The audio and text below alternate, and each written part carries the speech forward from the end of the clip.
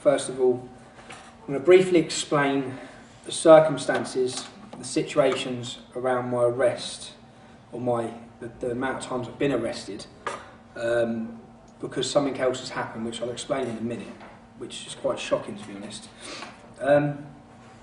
First of all, back in February, I was waiting to fly out to the Scottish Defence League demonstration in Edinburgh. I was stopped at Luton Airport by Special Branch. I was held and I was arrested on inciting racial hatred and criminal damage, supposedly. And whilst I was under arrest, 20 police officers went to my parents' house. My parents are 63 years old.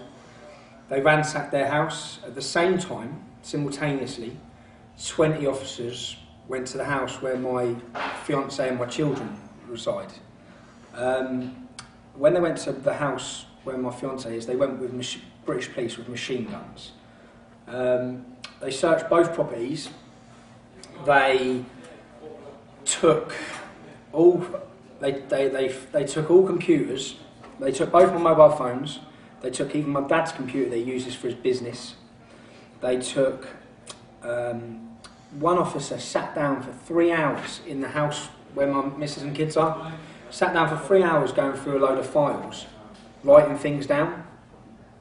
Now, I thought it was strange at the time. And then they released me on bail for this so-called criminal damage which happened at a hotel in Sheffield. I was staying in a hotel in Sheffield after the Leeds demonstration, and there was £30 worth of damage done to a door. £30 worth of damage done to a door. And it wasn't a door in the hotel room I was staying in, it was just a door in the hotel. And I happened to be staying in the hotel, and they said that I fitted the description of the male seen causing this £30 worth of damage, which was absolute rubbish. It's fabricated. It was fabricated in order to get a warrant to come into my house. I don't know how they got a warrant to go into my parents' house. I also don't know how they got warrants to seize my computers, my phones, over a £30 criminal damage, but they did. And subsequently I put a complaint in about this, about the victimisation of my parents and my family's behalf, because what the police done originally, they tried to persecute me. I've been arrested a few times before this. They tried to persecute me to stop what we're saying. That didn't work. So then they went for my mum and dad and my missus and my kids to persecute my family in order to put pressure on me to stop saying what I'm saying. That didn't work. 3 weeks later, the police dropped all charges. When they bailed me, this was for a criminal damage charge, when they bailed me, they gave me the bail conditions again, not to go in a group of 3 or more English Defence League supporters at all. Now, my solicitor challenged this, and when he contacted the police, they dropped it straight away. Because again, it was just another way of them trying to stop what we're doing and stop us operating. 3 months later, roughly 3 months later, was it? August, June, July, August. Again, the police came to my door, 6 o'clock in the morning. They came in, they arrested myself, which I was expecting anyway. They arrested me, they said, on financial irregularities, money laundering. They then told me, they then asked who's going to look after my children, at which point I asked what they were on about, and they said that they arrested my fiancée as well. And they arrested me and my fiancée in front of my daughter. My daughter's nearly 4 years old, in front of my son. At this time, my missus was 4 months pregnant as well. So they've arrested both of us in front of our kids for money laundering charges. I've today received a copy of a restraining order prohibiting disposal of assets issued by Luton Crown Court on the 11th of August. I must therefore advise you that your bank accounts are frozen and no withdrawals are attempted, as this will breach your order. All periodic payments have been cancelled. All my direct debits have been cancelled. I recommend you seek legal advice. This order will remain in force until your order has been discharged by the court. So basically, they froze all my money in my bank accounts. They put freezes against, I'll read you some of it. This is a restraining order against Mr. Stephen Lennon. This order was made without notice to the defendant. The defendant has a right to reply. The prohibition includes the following assets in particular. It lists my bank accounts, the money that's in my bank accounts. The defendant must serve a witness statement certified by a statement of truth to the prosecutor within 28 days of this order. setting out all of his assets and assets under his control, whether in or inside England, Wales, and must give the name and addresses of all persons, including final institutions holding any assets, details of the defendant's current salary or any other form of income, identifying the amounts paid, by whom they are paid, the amounts and the accounts of which sums are paid, the names and numbers of all accounts held under the control of the defendant, details of any real property in which the defendant has interest in, details of national savings certificates, unit trusts, shares, details of trust which the defendant is the beneficiary. Basically every single thing I own and anything I own must be detailed. Details of assets over £1,000 they shall not disclose. Then this is what my order is. This order does not prohibit the defendant on the proviso that he is not in prison from spending up to £250 a week ordinary living expenses up to the date of making any confiscation order. But before spending any money, the defendant must first tell the prosecutor where the money is coming from and what it is to be spent on. This order does not prohibit the defendant from spending any money he may receive by state or not on benefits, so that doesn't include from spending towards his ordinary living. So basically I get £250. I go to the bank, and I collect my £250 every Tuesday. The £250 comes out of my own bank account, which is my money in it anyway.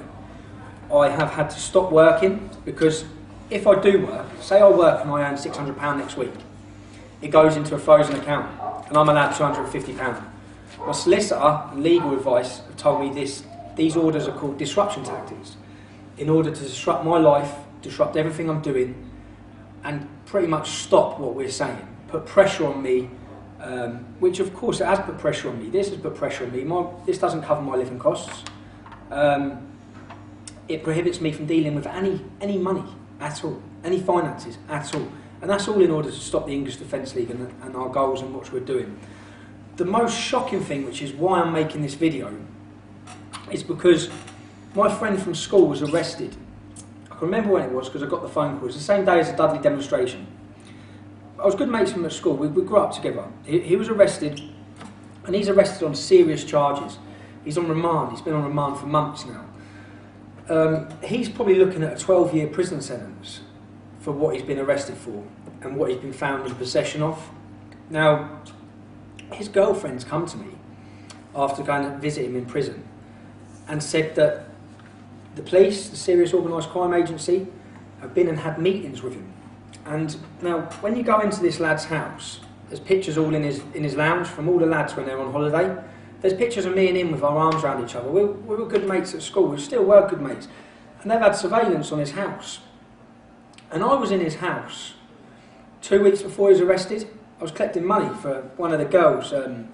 She had a blood disorder.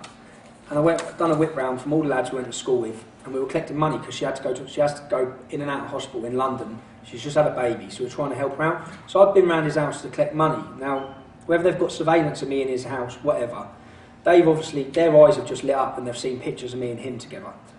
They've gone and sat him down in prison and offered him a walk out of jail, a walk out of prison, if he gives Queen's evidence against myself. So if he stands and points at me and says that whatever he had in his possession was given to him from me, along with the bit of surveillance that probably got me going into his house, along with this ridiculous financial restraining order, which basically, the reason why they've given me this is because between the year 2007 and 2009, I had more money go through my bank accounts than I paid tax on. Whoopie do. It weren't all my money anyway. I bought a couple of properties, and I've got partners that I'm 50% with, which will all come out if they decide to charge me. They haven't even charged me, so they slapped this restraining order on me. They haven't even charged me. I've been on it for 6 months. My bail date now is to go back and answer bail in February. This is all Bedfordshire Police. I've got to answer bail in February, which my solicitor then said they'll probably bail me for another 6 months. And then the corruption is shocking. To then go and offer someone in jail, and I've heard as well, he's told me that I don't know if this is concrete true, but he's told me they've approached another lad who I know in there, who's actually a Muslim lad, and they're offering him similar deals.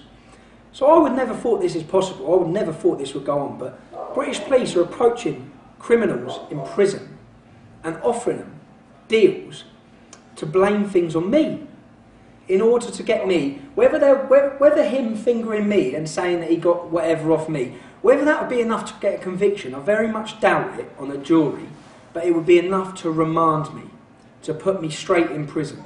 And then they'll drag it out like they're dragging this out for the next 12 months or 18 months. And after 12 or 18 months, I may well get released. But the point is, they're doing it. So we're doing something right, because they are petrified. Because they know the people of this country are awake. We've put up with it for too long. We're not putting up with it any longer. It doesn't matter how much intimidation, how much threats you throw against us, the threat of going to jail. If I now think myself, it's inevitable. I'm going to end up in prison. I've got 3 court cases going on, all of which are fabricated. Nonsense. It's funny how for 8 years I didn't have a scrape with the law, and then all of a sudden I've got 3 or 4 court cases. My doors are getting kicked off every other month. It's a complete farce. It's a complete fabrication of the law, and it's a setup. And the police are not going to rest, I don't think, until they get me in jail. And I've accepted that myself. I think it's inevitable. It's coming, but I'm prepared for that, because the English Defence League will be prepared for that as well, because great men have gone before, great men have sat in cells, and great men will go after. Failure is not an option. We will continue to do this. You put us in prison, you put me in prison, I will continue to do this. We will have a HMP English Defence League division in the first prison that I go to, because we're not stopping and we are taking our country back. But I had to make this video in order because I want to be able to say I told you so when the police kick off my door in the next month or two and say that they're arresting me on these farce or fabricated charges. At the minute, the lad, who's my mate from school, he's not agreed to do their deal, but it's not going to be long before they find someone that will do that deal. Or it's not going to be long before that lad who's sitting in there looking at 10 or 12 years in prison thinks, do you know what, I just want to get out of here. And he'll finger anyone. He'll blame it on his mum if he needed to, but if they're offering him to blame it on me, then I can't say categorically he's not going to do that. But that's why I've just wanted to make this video to explain to everyone what is going on with Bedfordshire Police and the lengths the police are going to stop our voice. Thank you.